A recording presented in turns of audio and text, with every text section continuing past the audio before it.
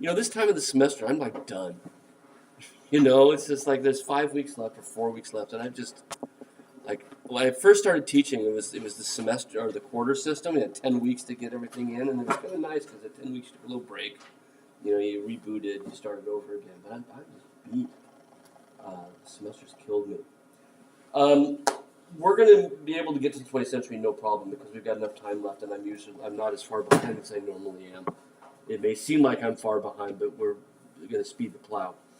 We were looking at Baroque France, and we're really done looking at Baroque France. But remember that when we looked at France in the 17th century, in the Baroque period, we saw two major trends in French painting, right?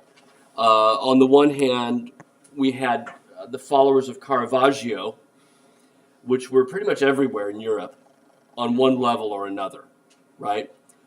People are following that extraordinary innovation that Caravaggio brought to painting, the overall darkness that simplifies the composition and dramatizes it for us, the limited color palette, right? The foregrounding of the figure to add to the drama. And Caravaggio was simply responding to the Counter-Reformation as its precepts for how religious painting should work, but that ended up spreading everywhere. So even people like Rembrandt, who's a Protestant, doesn't give a rip about the Counter-Reformation, is still sort of really feels the strong impact of Caravaggio's paintings, even though he never saw one in person, we think.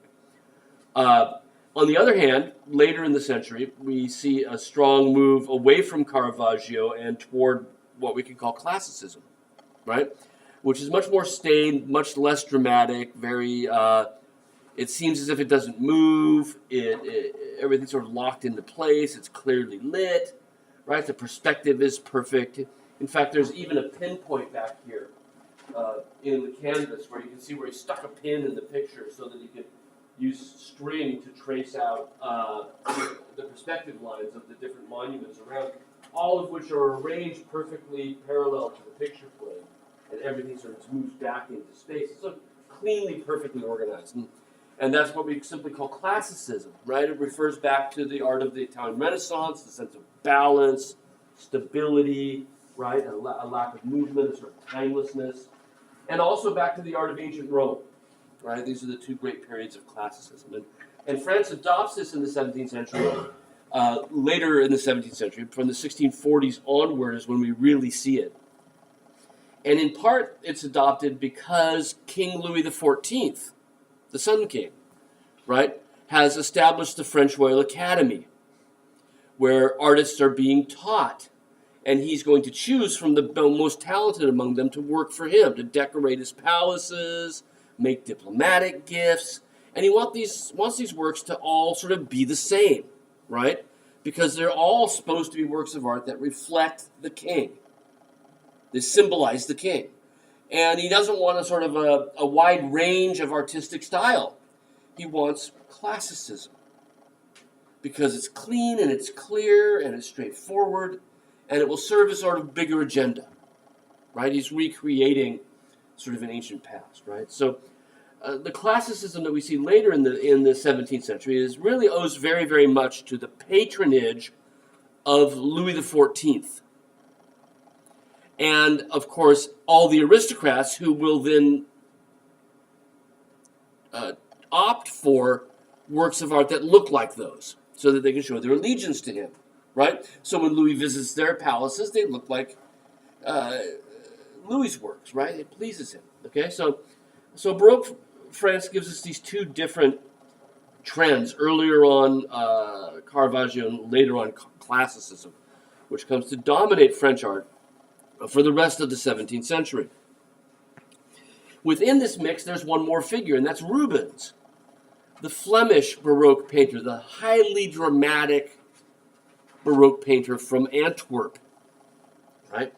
And the reason Rubens is in the picture is because he had been a diplomat, and he had gone everywhere, and he had spent a significant amount of time in France, right, 2 or 3 years, and had done this extraordinary cycle of paintings for the Queen of France that continued to be accessible to artists in France, right?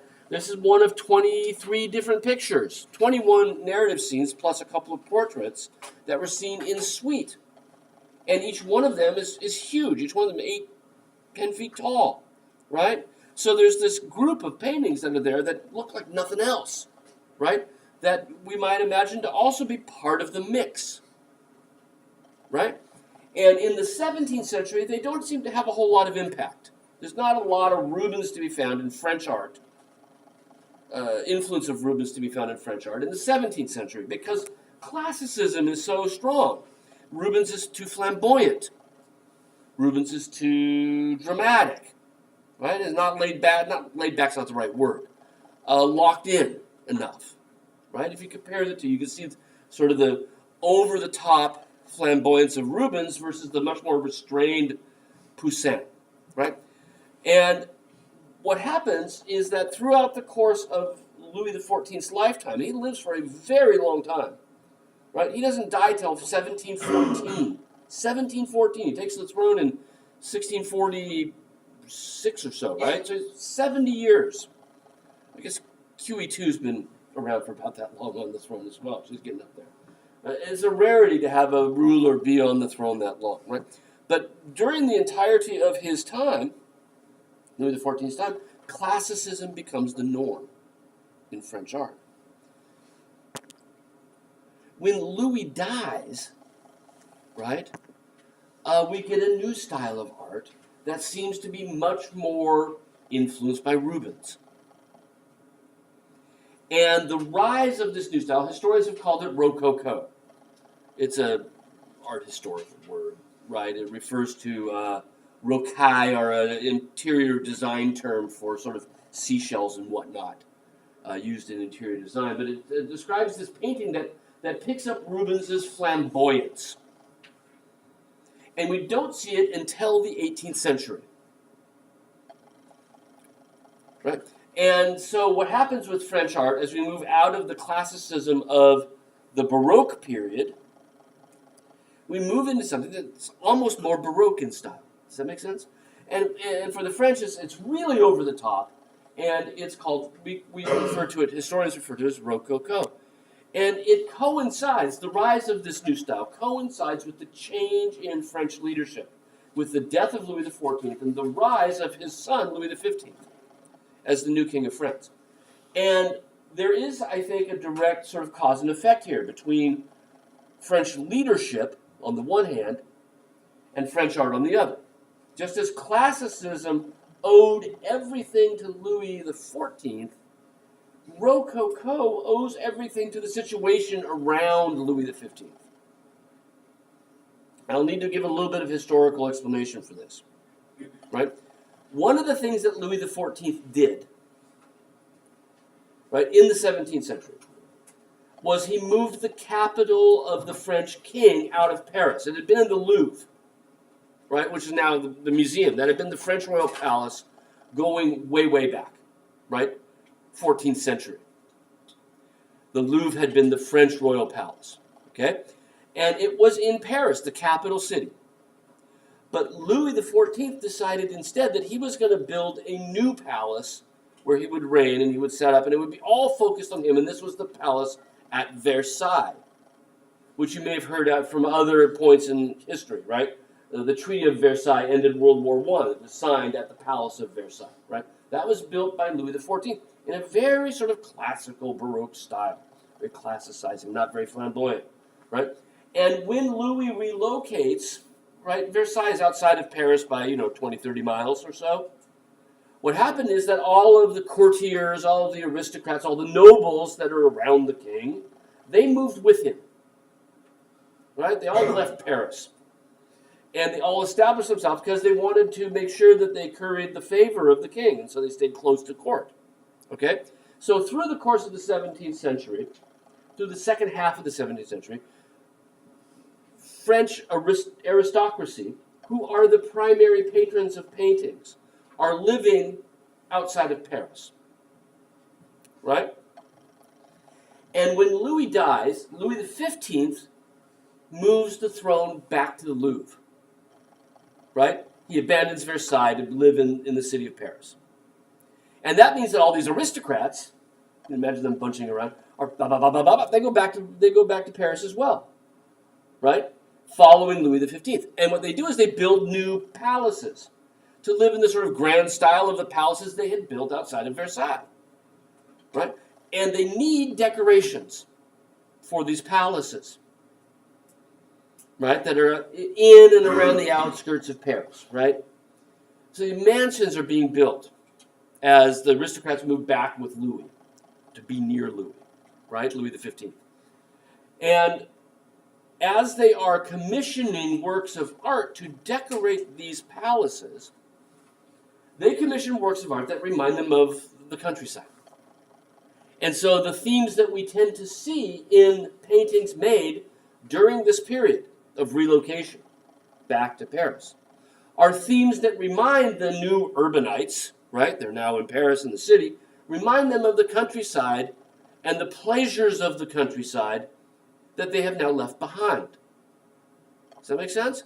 So what you see in Rococo as a standard theme are one, the thematically, images of lovers frolicking in gardens. This is a standard theme in Rococo art. It's not the only theme, but it's a really common one. And sometimes it will take on mythological overtones, but the idea is the countryside is a place of leisure and frolic, right? That's the theme that we see. And now that Louis XIV is dead, right, artists turn to a new inspiration, Rubens. Who better, if you want frolic, mythology, than Rubens, right? He becomes a fresh inspiration. You could also add to the fact that they've moved back to Paris, which is where these paintings live, right? The Marie de Medici cycle is in the Luxembourg Palace in Paris, right? So there's sort of a fresh reacquaintance with Rubens on the part of both patrons and artists, right? And so this new style that we call Rococo, which is then flamboyant images of lovers in the garden, right, is owed on one hand politically to this change of the aristocrats coming back to Paris and decorating their palaces following Louis XV, right, in his footsteps, but also to a new reacquaintance with the works of Rubens, right? So what we find as we look through the 17th century is that the greatest influence on French art, or 18th century that is, the greatest influence on French 18th century art is Rubens, by a long shot, right? So, right, they're moving from Versailles back to Paris. I forgot I had that little thing there. So this image, Return from Cythera, is a sort of an imaginary scene. It's a group of people who have gone off to the island of Cythera. Now, the island of Cythera is a Greek island. It's in the Mediterranean. Okay? This doesn't look like any Greek island in the Mediterranean. Right? It looks like the French countryside. So that doesn't matter, right? That it's not topographically accurate. But in Greek mythology, the island of Cythera is an island that is ruled by Venus. It's an island of love, right? An enchanted island where everyone will find their perfect partner in love, right? And that's exactly what Watteau gives us here, is a group of people who have gone off to the countryside to find amour, right? To find love. And how do we know that this is the island of Cythera? Well, we've got Venus on the right in a statue form. A garland of flowers has been put around her statue to give her honor. You can see that at the foot of the statue there's a little Cupid, right? Valentine's Day sort of stuff, right? And he's done with his work. So he's seated on a quiver of arrows and a bow, and there's another quiver of arrows hanging from the statue of Venus, right? He's not shooting arrows anymore. He's done that already, right? And everybody has fallen in love. And the entire rest of the image are couples hooking up.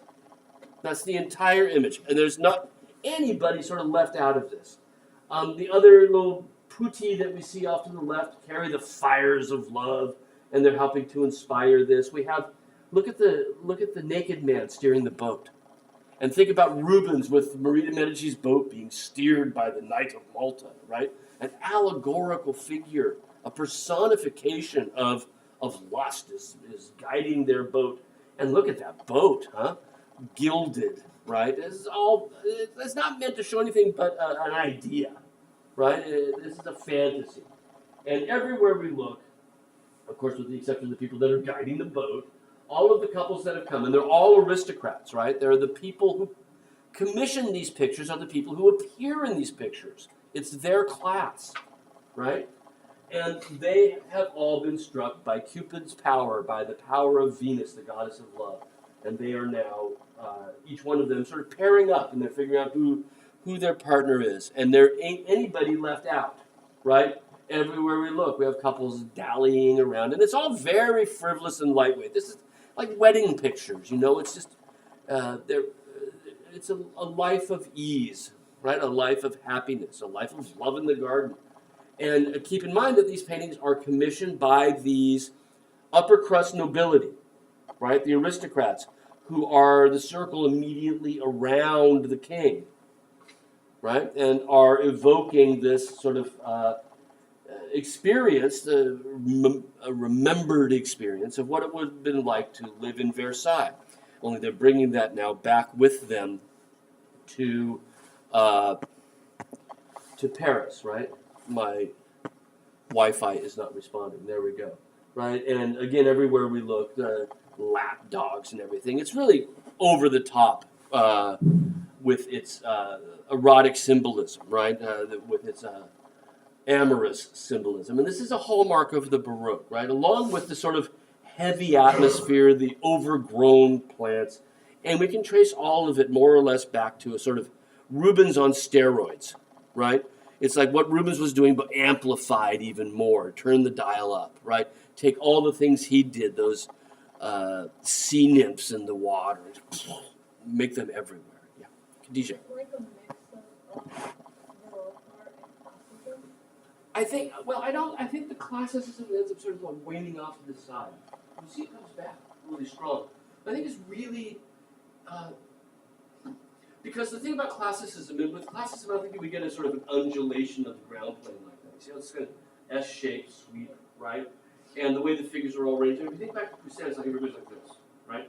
And everything's arranged as if they were just sort of in a row this way, right? And even the ground plane is straight, and everything sort of went back to a perfect vanishing point. And this thing's kind of push off to the left a little bit, right?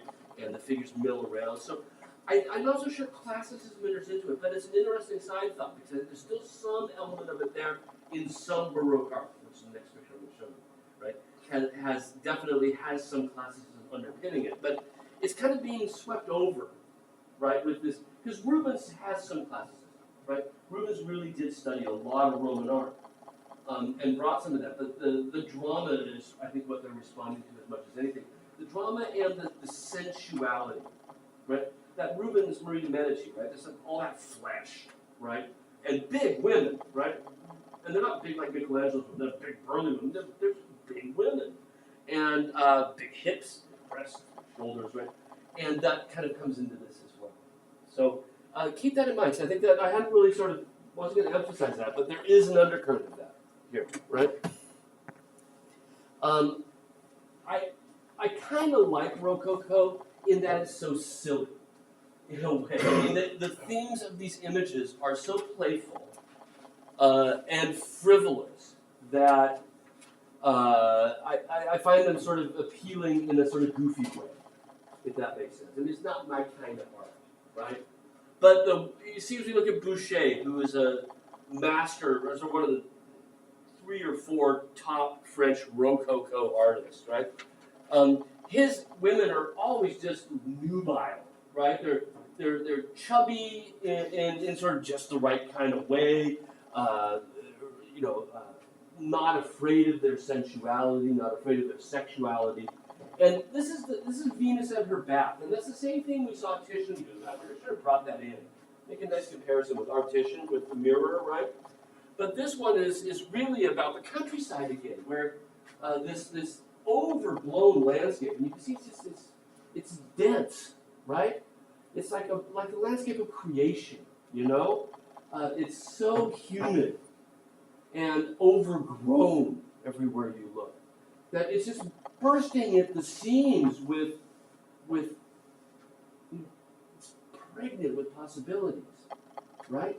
And one could argue that Venus is the same way. She's just sort of brimming with potential, you know? And she's here with Cupid, right? Cupid's little helpers. There's a swank word for those. They're called erotes, E-R-O-T-E-S, which is where we get eroticism from that word. They're Cupid's little helpers in the corner, but there she's got Cupid, and he's there with her, and he's playing, and he's all cute and pudgy as well, and he's got his quiver, and that's helps to identify them, and these two lovebirds, right, right at their feet. But everything is just sort of over the top. Everything is sensual. And that's a hallmark of Rococo. So whether we see images of our aristocrats themselves playing, or images of goddesses relaxing in the landscape, the whole idea is that these gardens are gardens of love, right? And that's the hallmark of the Rococo, right?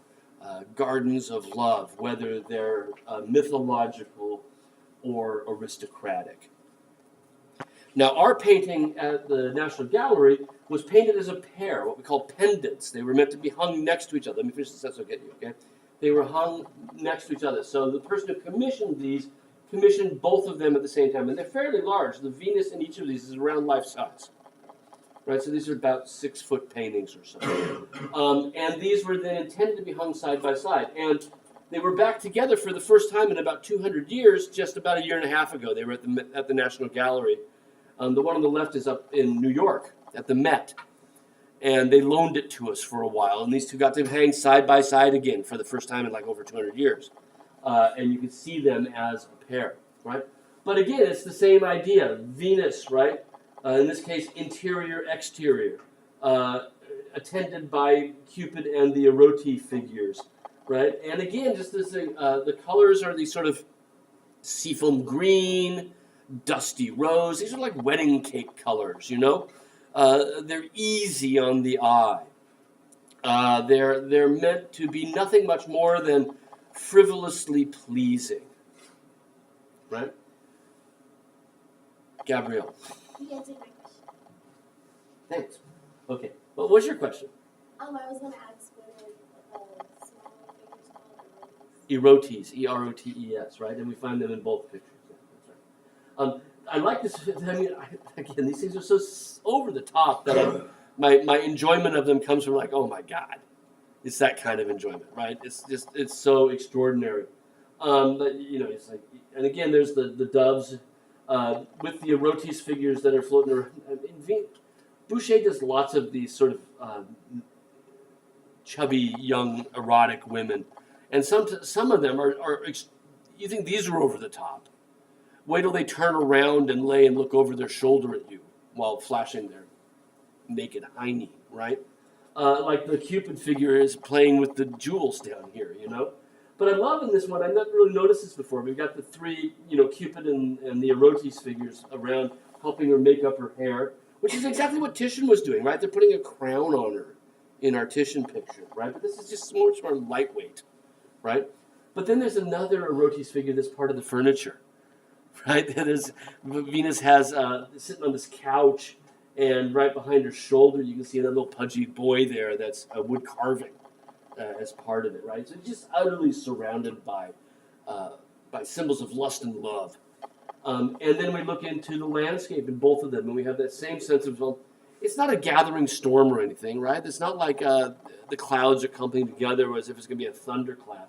It's like in the morning, you know, in the spring, when it's really cloudy and really dense and there's a lot of dew, you know, and then the clouds just start to lift apart and pull apart, and the sun's going to come through. And that's what he has here. And it is this landscape of potential, right? It's a landscape that is full of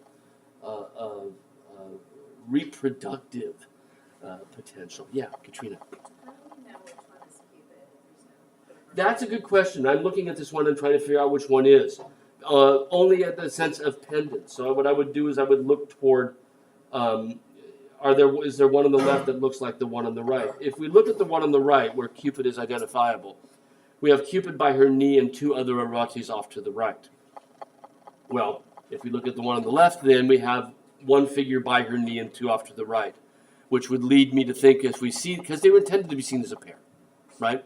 So they weren't intended. We see this now at the National Gallery all by itself. So we see this one at the Met all by itself. But if you met, they were meant to be hung side by side, and as such, you would definitely identify the red-budded erotes as being Cupid, right? Just by process of elimination.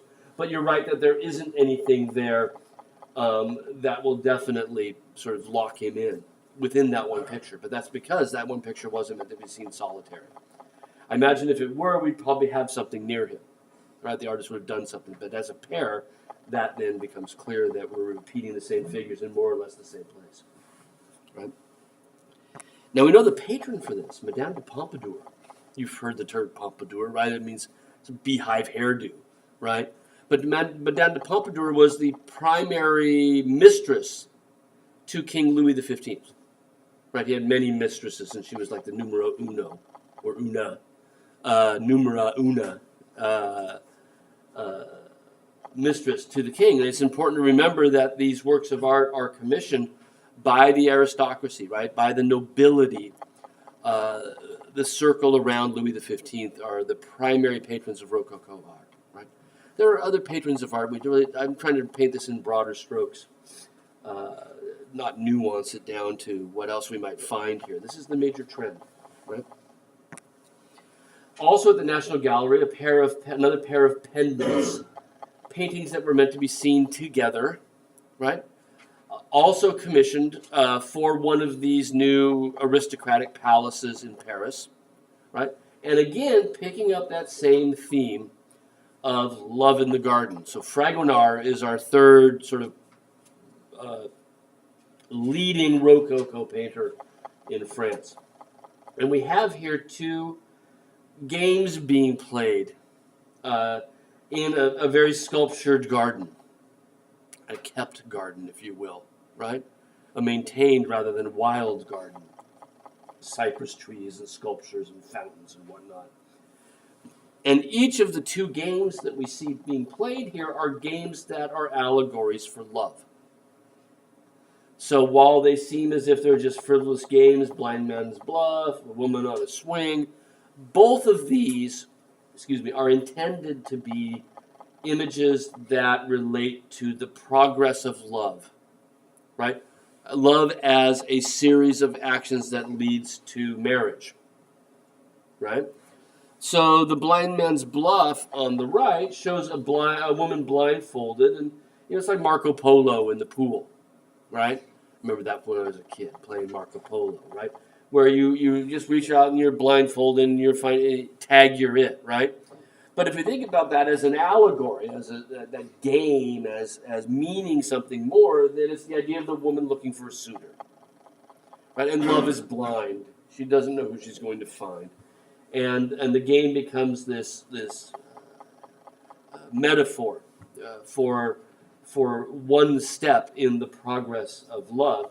And her suitors are amongst the people around her, and they're hiding from her. Although some of them, of course, are women. Her ladies in waiting helping as well, right? But again, this is us. Okay, pretend for a second we're the people who bought this. We're the ones who want a picture like this. I'm not, but there you are, right? What we're looking at are people who look like us, right? These are normative pictures. They help us to understand who we are, right? And we can aspire to these activities as people who look at them. Right? We want to be like this. They remind us of the happy times of, and if we think about the French aristocracy and these images of what it meant to be an aristocrat, what does it mean to be nobility? It means you don't have to work. You've inherited your position. You've inherited your money, right? You've inherited your status. This is not the working class. These are people who will never work a day in their life. Right? the most work they will do will be to get out of bed, you know? And after that, it's the day is free. Write some letters, you know? Tell the, kick the poor. Right? I mean, that's really what it was. And this is exactly the sorts of people, and look at the date on this, right? Exactly the sorts of people that sort of inspired the French Revolution. Where's equality, right? Where is unity when you have a society where this is standard activity for only the few, right? So these are people that are the people who saw these pictures, the people who are in these pictures. And they represent for them an ideal, a perfect world, right? A place where, a life where there are no cares, where everything is happiness. In the other image, in the swing, we see again this idea of art as of the activity as a metaphor for love. And in this case, there's a man in the back who's pulling the swing for her. You know, when I'm a kid, right, we did it ourselves, right? Maybe Dad would push you, but then you just use your legs and your weight shift to get the swing going, right? But in this case, she's being pushed into the air by the fellow behind her. And that idea of swinging freely in the air, right? Motivated by a man, a woman swinging freely in the air, motivated by a man, is seen also as very much as a metaphor of love, right? How men get women motivated, if you will, right? And this is a misogynist world, right? This is a male patriarchy. That's redundant. It's a patriarchy, right? Where men are in control of most things, and the idea that women's desires, women's activities are motivated by men is something that they would have accepted without any kind of judgment. There are other elements around this that sort of add to the eroticism of the scene. The woman bending over and dipping her poodle in the water is kind of over the top. And as she does so, she sort of almost falls out of her dress, right? All of this is that Baroque frivolousness that we've seen again and again and again, Rococo frivolousness that we've seen again and again and again in these 18th century pictures, right? The most famous of these Rococo pictures is over in London. And it's exactly the same theme that we have in the National Gallery picture, but you'll notice that instead of focusing on the landscape with the lifting clouds and all of the atmosphere around it, we're stuck back into another one of these. It looks like Rock Creek Park in August, doesn't it? You know, it's just so humid and so, like, all the kudzu growing everywhere. It's just burgeoning in front of us. And it looks like the backgrounds of those Boucher pictures, or even the early Watteau, that mossy, overgrown landscape. And there's a woman being put in motion, right?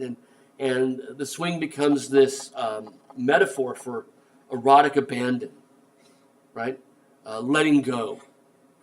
And in this particular case, in both of them really, Fragonard uses the kicked up leg as a metaphor for that. And then here her shoe just comes flying off, right? And there's a shadowy figure in the back who's pulling on her rope. There's a statue of Cupid, and he's going, shh, don't tell anybody, right? On the left, that's again amplifies this idea of love. And we actually have this was a commissioned piece by the fellow in gray. And we have the letter that he wrote to Fragonard telling him what he wanted from one of these pictures. Right? And there's a lot of pictures of swings by Fragonard. And he said, I want you to put my fair lady on a swing. Right? Okay, so the portrait of that's his girlfriend. I want you to paint a portrait of her. I want you to put her on a swing. And I want you to make the person who's pulling the swing, I want him to be a priest. That's just a kinky. You know, that's something that I don't know, Woody Allen would have done in the 60s. I want it to be a rabbi who feeds me bacon or something like that, right? It's just really weird that he wants him to be a priest. And then he says, and I want you to paint me in the corner where I can see up the dress of my pretty young thing. So they're playing this game, right? It's just this total erotic game where the swinging is a metaphor for lust and love, and maybe the priest in the background is the priest who marries them, you know? But regardless, there's this idea, and this is what Cupid is saying shush about, is, she's swinging and he's hiding, you know? And she knows he's there. He's hiding from no one except propriety, right? He's down there and he's kind of pretending he's hiding in the bushes, but she knows and she looks down and she sees him, right? And as she swings, he pushes the bushes back. Ha ha! I see you, and then he's back, right? And then she swings back, comes up, and he gets to look up her dress, and we do as well a little bit, right? So this kind of frivolous eroticism, usually set in the garden, sometimes attributed to gods and goddesses, and sometimes it's just us, the picture owners, playing around, right? This is the hallmark of 18th century French art. This is the hallmark of Rococo painting, right? Now, what we're going to see, this was a reaction in ways to the classicism of the 17th century, right? 17th century we'd seen sort of dominated by Louis XIV and classicism. This is a reaction to that, right? So, Khadijah, your question, right? There's some classic, but really it's kind of the pendulum, swing. The pendulum is swinging this way, right? Over towards sort of flamboyance, right? It had been over here. In less flamboyant art, whether it's Caravaggio or classicism, is much less flamboyant, right? Now we're over here and it's just like cake top. It's like a dessert for dinner. You know what I mean? Like my mother does this sometimes. She'll eat ice cream for dinner. I can't imagine. But that's what this is. This is wedding cake for dinner, right? It's just a full diet of sweets, right?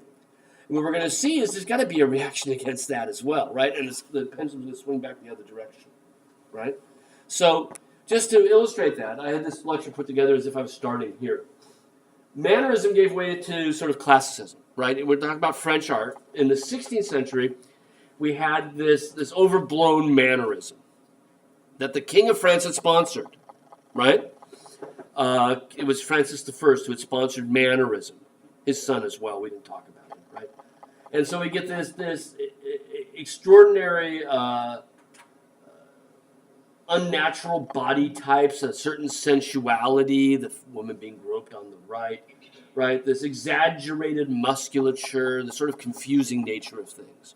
This gives way, in the 17th century, this is my pendulum swing, right? Gives way to classicism, where everything's much more clear, right? Much less crowded. Body types are more rational, right? Pendulum swings the other direction to Rococo, and we get things that are more flamboyant, right? Much more frivolous in subject matter. You know, the Achilles on Skyros, this is a serious scene. It's history, right? It's the Greek hero of the Trojan War being called up to duty, right? To being called up to battle. This is a goddess in love in the garden. You know, it's much more frivolous as a subject matter. End of the 18th century, the pendulum's going to swing back toward classicism, right? Reaction against this. And we call the new period neoclassical, right? And again, these are historians' terms for these things, right? We call the new term, or the new period, neoclassical, new classicism, right? Poussin is classical. David is neoclassical, right? It's a generational shift back and forth. Right? And so gone are the frivolous subjects of the Rococo artists. Gone are the flamboyant Rubens exuberance, right? And a return to sort of stiff pictures with very serious subject matter, right? Replacing that aristocratic Rococo style, right? End of the 18th century. There's no one point where it begins, right? But sort of the last quarter of the 18th century is when we see it. And up to this point, our art styles had been primarily associated with nobility and aristocracy and royalty, right? So mannerism came from the French king. Classicism came from the French king. Rococo came from the nobles around the French king, right? People immediately close to his circle. Those were all motivated by royalty. Neoclassicism isn't. Neoclassicism is influenced by philosophy. Neoclassicism is influenced by the Enlightenment, a philosophical movement in the later part of the 18th century, right? Is that what you're going to ask? And I was going to ask, are we still in France? We're still in France. We're going to be in France for a while. I'm going to make a couple of side roads, maybe not today, maybe today. We're going to look at England and America very briefly, but we're going to stay around France through a lot of the 19th century. We'll pick up other people, but there's a very interesting question. One of the things that we've been looking at so far is that up until the 17th century, really, Italy was kind of the epicenter. Things happened in Italy and other people followed what happened in Italy, right? Perspective, musculature, right? Italy was sort of the show, right? The Renaissance, okay? And we had some interesting things going on. Jan van Eyck, I think, is way more cool than Fra Angelico, for my money, right? And given my druthers, I would look at a Bruegel instead of Michelangelo. It's just me, right?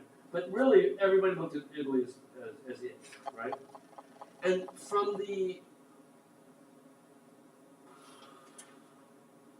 Louis XIV on, France's status as an artistic center elevates, right? Interesting side story. So France, I said Louis XIV on, that's 1640s onward, right? That France is becoming increasingly more influential as a center of power, right? And increasingly becomes the center. That's exactly the time, and this is kind of interesting thing, that other countries start to look at French art and say, oh, we kind of want to be like that. There's a certain richness and elegance that comes from that classicism that we want as well. And we didn't really talk about it, but Rembrandt, okay, our old friend Rembrandt in Holland, extraordinarily popular through the 1630s, really doing well as an artist, right? And right around the time of the Night Watch, that great group portrait that you had the worksheet on, right? He starts to become less and less popular.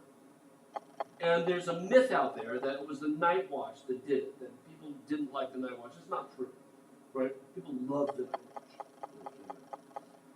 But what happens in the 1640s in Holland, of all places, Holland does not have aristocracy, well, per se. They have a meritocracy. You earn it, right? But you can get rich and you can be upper crust. But you're born to it, right? They don't have nobility. They don't have royalty. But French classicism, like Poussin, like Van Dyck as well, a lot, becomes the desired kind of art amongst sort of the wealthiest art patrons. And Rembrandt's not doing that. Rembrandt's painting sort of these Caravaggio pictures with really thick and scumbly painting, and he's focusing on peasants, and he's really interested in the human behavior of the lower classes, and that becomes less popular, right? So he ends up going bankrupt, right? Rembrandt does. He's 1656. He has to declare bankruptcy. He has everything he owns. Somebody goes through his house and writes it down, what it is and what it's worth, and that exists. We can look at everything Rembrandt owns. And he has to sell it all to pay off his debtors. Right? And so this classicism that France is happening is influencing everybody, right? Everybody wants to be like Louis XIV. And at the same time that happens, as France is becoming more and more of a player in the international art world, Paris is becoming increasingly the epicenter. And what we're going to see from this 1800s is that really Paris is where it's happening. And it stays that way all the way sort of through, I would say, World War I, right? That Paris is it. And anybody that wants to, it used to be that anybody wanted to be it, wanted to be part of the show, you'd go to Italy. You'd make the Grand Tour. You'd go see Michelangelo. You'd go see the Roman Forum. right? That's where a good artist went. In the 19th century, and all the way to the early 20th century, where do good artists go? They go to Paris, man. Because that's where everything is. This changes around World War II. And where do people go then? New York, right? New York City becomes the epicenter. And it's going to just do this day. Right? So we're seeing, it's a good question, because we're seeing the rise of France as really the standard bearer for artistic style. And almost every movement we'll look at for like probably the next 2 weeks, more or less has its epicenter in France.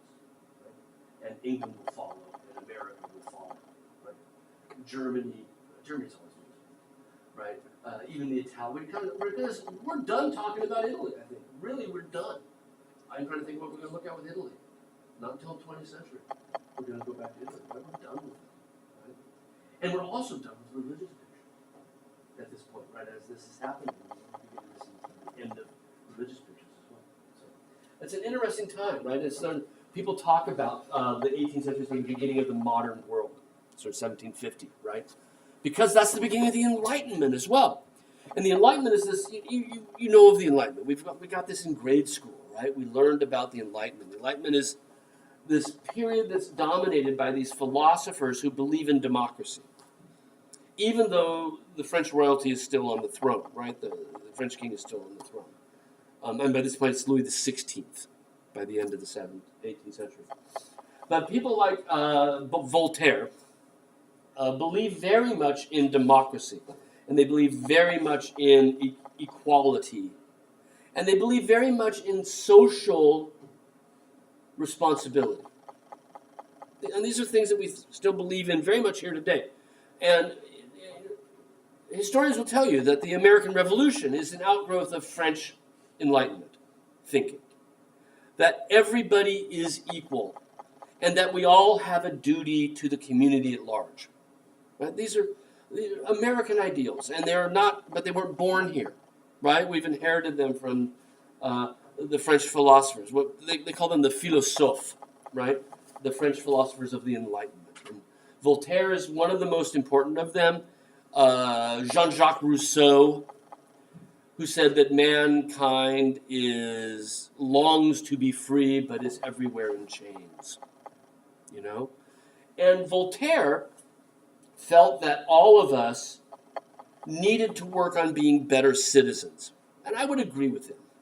I think even today, we could get rid of being NIMBY people, right? Not in my backyard, and start thinking about the community. We could all use a better dose of thinking about impacting the world around us in a positive manner rather than just getting rich, right? Me-firstism. Forget that. Talk about service. That's why we make you guys do an internship, you know, as part of your education, because it's the idea that your learning should not just make you, sit at home and do crossword puzzles, right? Your education should serve somehow, right? Now, you know that the new president brought in money for your internships, right? That's great. But for a long time, you did it for free because there's something to be said about that in a way, right? Service is a good thing. It makes you a stronger character. And that idea comes out of Voltaire. Right? Voltaire argued that we all need to be stronger citizens. And what he said is that the way to do that is to study history. Education leads to a stronger sense of civic duty. Right? Makes us better citizens. And I think that we still buy that today. Right? This is the whole reason any one of you is in here. None of you are art majors, so far as I know. Right? I'm the chair of the art department. I would know if you were an art major. Right? You guys are here because we're making you do this as part of your education. Now, you could have taken a History 2 class. You could have taken an advanced literature class. You're taking this instead, right? You're taking this for your core. Why do we have a core? Because we think that it makes you a better person. It'll make you a better citizen. You'll serve the community better. You'll be a better person out there, right? If you have a little bit of economics and some biology and maybe some art history, right? That'll make you a better person. And those ideas were born here with the Enlightenment, right? And Voltaire firmly believed in studying history. But he advocated, it's not just any history. He really thought it was best that you study the history that was the most rational. Don't look for periods of irrationality. And being an Enlightenment, sort of secular, he didn't much care for the Middle Ages, right? The period when the church was dominant. He loved ancient Rome, the Italian Renaissance, even the 17th century, right? He liked these periods because they were rational. And, for France, right, classicism. Right? He liked classical periods. And he advocated studying them. And the point, he said, of studying history was to look for examples of virtue. Look for moral lessons that you could apply to contemporary situations. How am I supposed to behave in this particular situation? The best way to know that is to look back and find out how great people of the past did exactly the same thing. Right? Look to the past for examples of virtue. Right? Moral virtue. And he had a Latin term for this, exemplum virtutis. Right? You don't need to know Latin. Example of virtue. Right? An exemplum virtutis. And he said that history is filled with these. Exempli virtuti, right? Is that exempla virtuti? And we could look to history and find ways in which we can navigate the complexities of our world. Okay? Now, Jacques-Louis David is probably the single primary painter of the neoclassical period in France. And he is painting pictures that are lifted from Roman history that are meant to be an exemplum virtutis, right? That we are meant to look at as an example of virtuous moral behavior that we can apply to the modern day. Okay? And all of his paintings can really be looked at that way. What is the example for us, right? So it's not just symbolism as we've writ large, where it becomes a theological concept, right? This is really an example for everybody. These are teaching tools, in a way. Right? And in this case, he's turned back to the earliest period of Roman history, really early Rome. This is like 7th century, 6th century BC, right? This is before the emperors, right? This is before even the Roman Republic. So, Roman history, there's two big periods. There's the Republic when there was elected government, and then there's Julius Caesar, and then there's the Empire where it's inherited government, right? This is back pre-Republican period, and it's part of the establishment of the Republic, where the sons of Horus, or in Latin, Horatius, right, are swearing to fight against their mortal enemies or die trying, right? They're going to defeat their enemies and establish Rome, or they're going to die trying. And there are 3 sons, and the father, Horus, is holding up their swords in a highly inaccurate way. It's a good way to lose fingers, right? He's grabbing the swords not by the hilts, but by the blade. And the point is that he wants you to see the 3 swords, David does. And the 3 swords become a parallel for the 3 arms, right? The way the swords split apart is exactly the same way the arms do. It's all really rational, and it's all really clear, right? It's built around 3s. 3 brothers united, arms around each other. 3 arms that are as one up to the elbow and then split apart. 3 swords, same way, as one at the hilt but then split apart. The father offering the swords up to the gods, the brothers swearing allegiance together to their father. The sense of 3s picked up with 3 women in the right corner, 3 arches in the back, right? Everything is rational and thought through. And you can imagine this being Poussin reborn. It's so rationally thought out, right? This is neo-classicism. It's those ideas brought forth. Now, the exemplum virtutis. What's the example here? If this is something we're supposed to learn from. There are causes worth sacrificing everything for. Right? That sometimes there's a fight you have to take up. And there are sometimes these fights that have to be fought in league with your brothers, metaphorically speaking. Right? That there are causes greater than yourself. There are things to sacrifice for. That's an exemplum virtutis. And knowing when is the right time to do that. Right? And David, as a painter, isn't done yet. Right? That's only the beginning of this example. Because if you know this history of Rome, these are the sisters and mother, right? So mom and two sisters over here. The one with the red cheeks in the right corner is secretly engaged to one of the enemy's sons. So she's stuck, isn't she? Her brother is swearing to fight to the death against the family of her secret fiancé, right? Is she going to stop him? No. Personal concerns take a back seat to certain causes. That's part of the exemplum virtutis, that it's about sacrifice, right? Now look at the date of this. This was exhibited, it was painted in 1784. The French Royal Salon, which we talked about being founded under Louis XIV, right? Did a couple of really important things for French art, and this is part of how they got to where they were. One of them is that they had every 2 years a major exhibition of all, and to be an artist you had to train through there's no way to be an artist without coming through the academy. Okay? There are no independent artists yet. The Impressionists were independent. That's later, 100 years later, right? Every 2 years they had a massive exhibition, juried, of the students coming through the academy, where the leaders of the academy would sit down and say, these are the best ones. And every student would submit their works.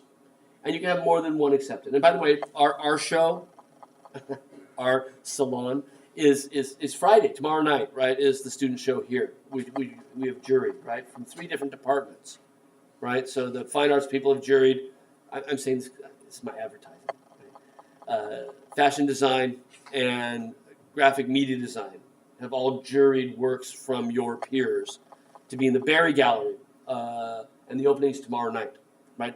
And we've done a second jurying, and this is very much like the Royal Academy, where we've chosen some of them to get prizes, right? At least in the art department we do that. And so the prizes are given out tomorrow night. Free food, free drink, 6 to 8. Support your classmates. Okay, that's my point. Royal Academy did the same thing, right? We're not doing anything new at Marymount. Royal Academy had every 2 years, rather than every one, a major exhibition. And it was held in the square room of the Louvre, the Salon Carré, square room. And it became known as the annual or the semi-annual salon, right? So there's a salon every 2 years. Big works are juried in. You didn't know if your work got in or not until you got there. And you didn't know who got the prizes until you got there. So it was a big to-do, right? People would come out. It was a social gathering, right? Pre-TV, pre-radio, pre-sporting events, right? This was it. This was a big, everybody went. Yeah. Hundreds of thousands of people would go visit the salon for its run, which is usually about 3-4 weeks, right? David submits this to the Salon of 1785. Okay, and there were some gap years when there wasn't a salon because of political events, right? 1785, this one goes into the Salon. Historically speaking, 1785, we are getting really dangerously close to a major event in French history. Right? What else happens in the 1780s in France? Does anybody know? Pardon me? The Revolution, indeed. The French Revolution is 1789. Ours is 1776. It's already happened, right? The American Revolution is a thing of the past at this point. The French Revolution is inspired very much by our revolution. The idea that you can rebel against a king was sort of an extraordinary new idea for us. It's not really. The Dutch did it, too, right? Against the Spanish king. But nonetheless, very much inspired by the philosophe, by the Enlightenment, right?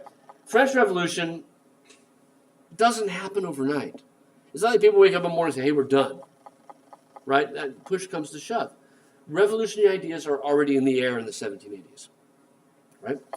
And the idea of a painting where the exemplum virtutis is swear to fight to the death against your enemy at all costs, putting personal gain, personal interests aside for the good of the establishment of a new republic, that's the revolution. Right? Now, this is 4 years in advance, but the idea is that that's out there. It's a call. Right?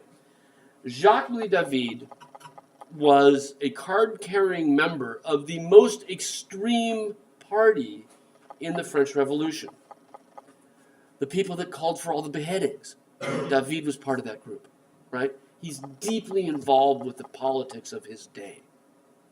And this picture has that, right? That using Roman history as an allegory for the contemporary world, as a lesson for why we should think about revolution. And what's interesting is that it's Salon of 1785. Okay? Another Salon in 1787. There was a quickie call-up Salon right after the revolution in 1789, 4 years later. This one went back in. They hung it a second time in the Salon of 1785, or 89, as a reminder that, yeah, this is the example. Right? And it hung immediately adjacent to an unfinished painting by David, massive, like 20 by 20 feet, showing the revolutionaries swearing to fight against the king. A, B, right? So that's definitely the intentional issue here, right? Behind this picture, the example of virtue. Now, as I mentioned, he's tight, right? David is in there with the revolutionaries. And he's in the most extreme group. Those of you who know the Jacobins, the Jacobins, he's part of that group. He's friends with Robespierre. I'm not going to teach you French history.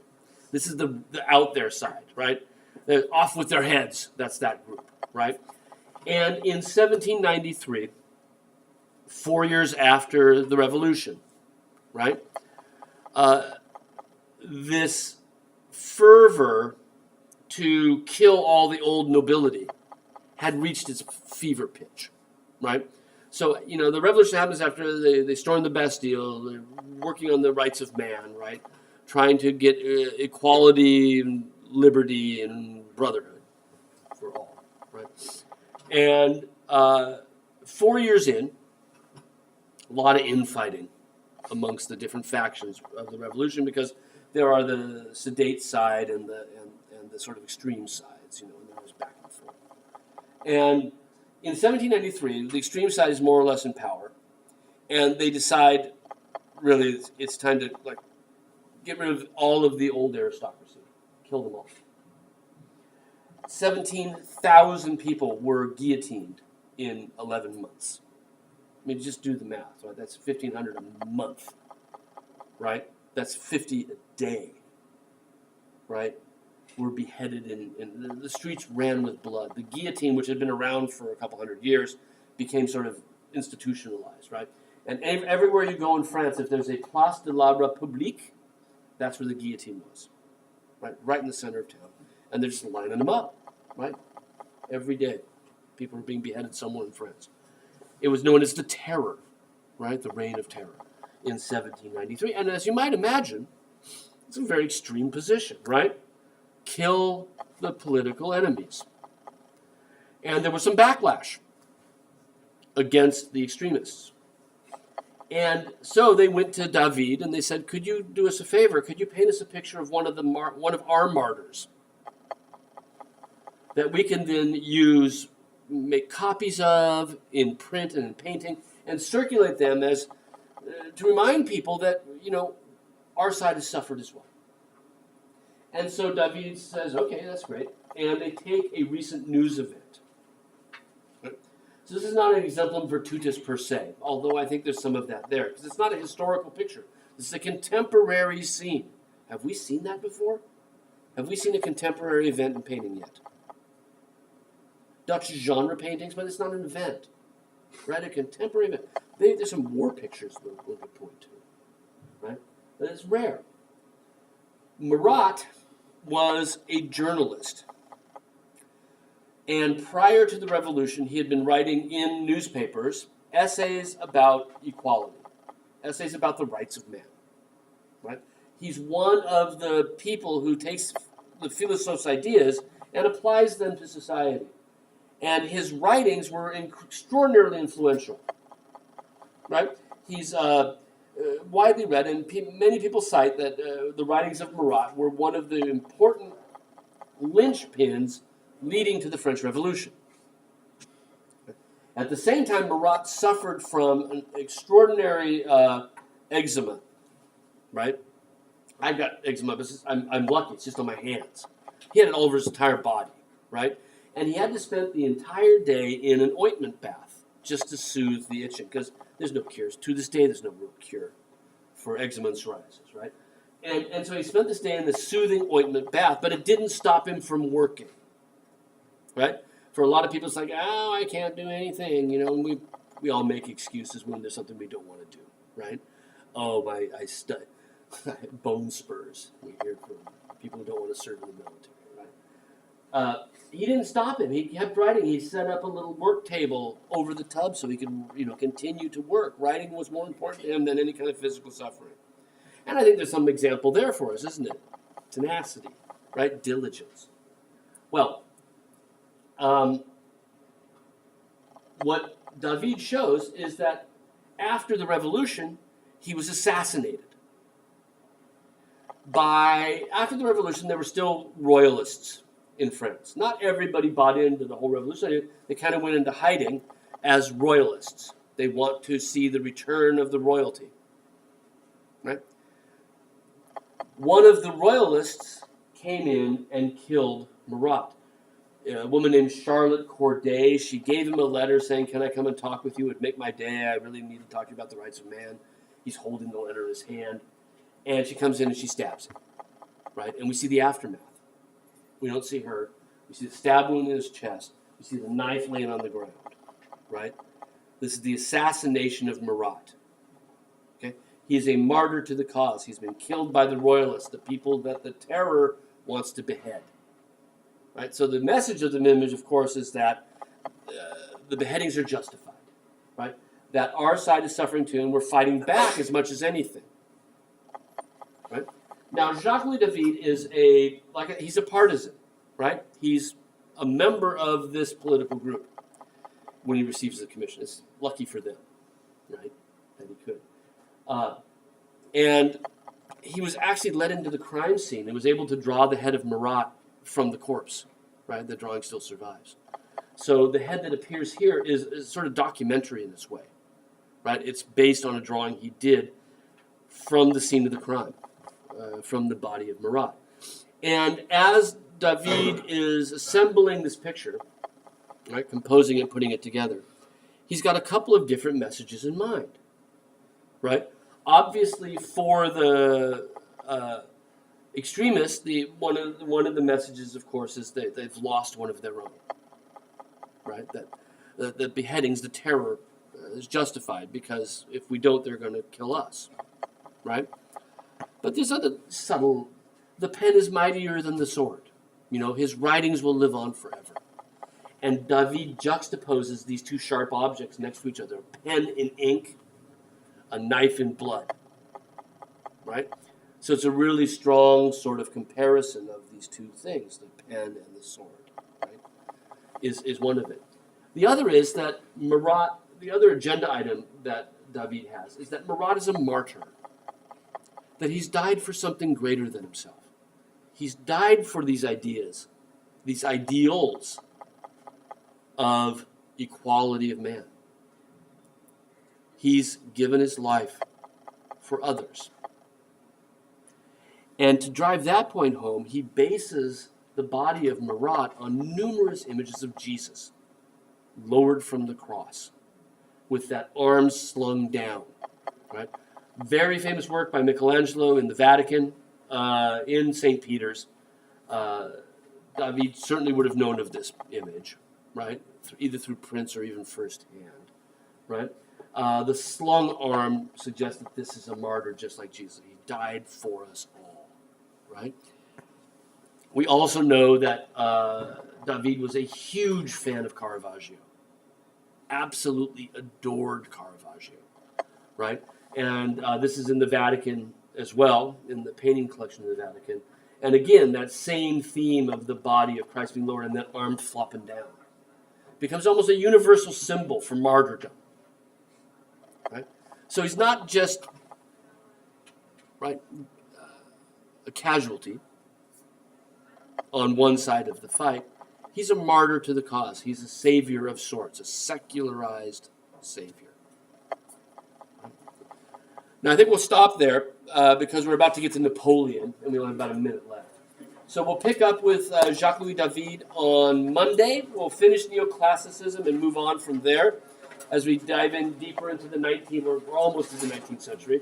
We'll definitely be there on Monday. So we'll be moving ahead with more of the same.